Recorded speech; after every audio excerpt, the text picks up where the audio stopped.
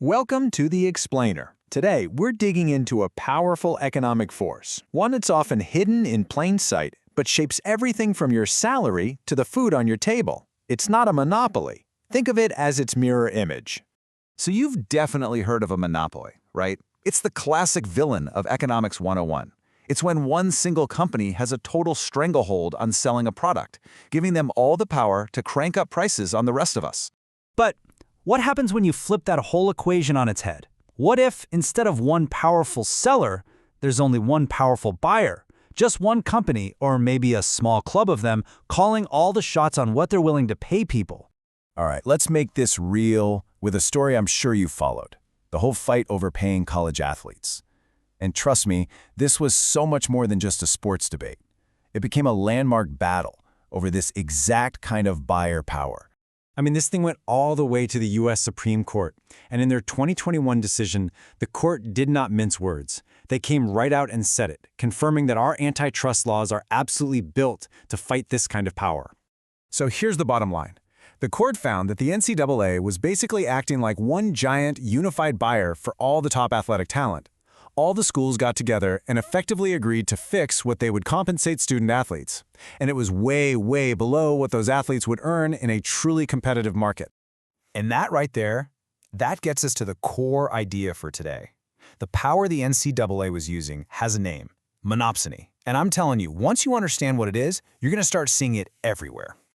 This chart just lays it out perfectly. A monopoly is one seller hurting consumers with high prices. A monopsony, that's one buyer, hurting workers and suppliers with artificially low wages.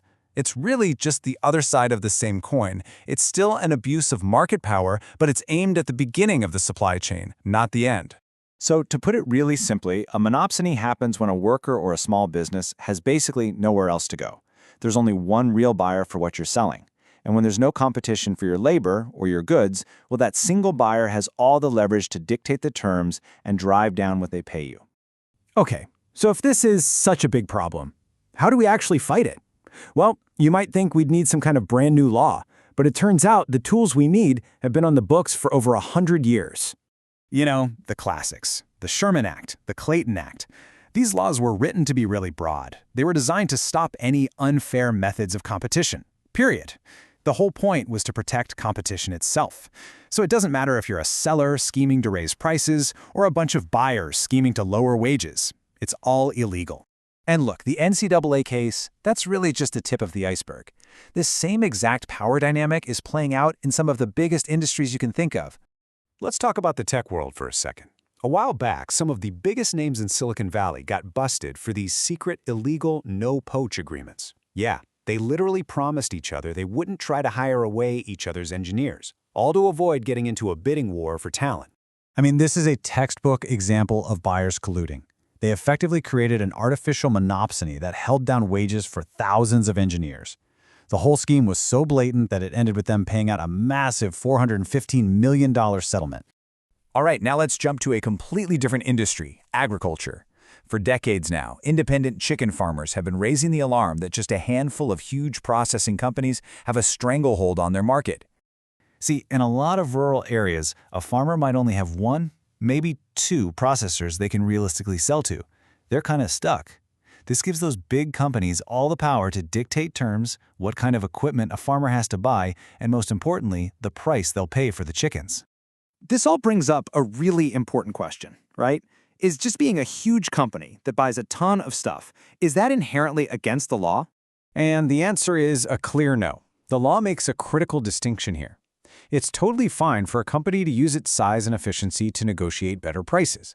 The line is crossed when a company uses its power to actively kill competition, like colluding with rivals on wages or using contracts to block any new buyers from even entering the market. That's when it becomes illegal. So why is this all bubbling up right now? What's the big deal? Well, it's because after decades of being on the back burner, the focus of antitrust enforcement has shifted, and shifted dramatically. For the better part of 50 years, antitrust was almost entirely about one thing: our prices for consumers going up. But since about 2015, there's been this huge shift in thinking. Regulators are going back to the original intent of these laws, which was to protect the competitive process itself, and that includes protecting workers and suppliers from monopsony power. And what this means, in the real world, is that regulators are now actively hunting for things that were often ignored before. They're targeting illegal wage fixing, those shady no-poach deals, and even overly restrictive non-compete clauses that basically trap workers in their jobs and stop them from getting higher pay elsewhere. Which brings us to our final and maybe most crucial takeaway. With this renewed focus, where is the next big Monopsony battle going to be fought?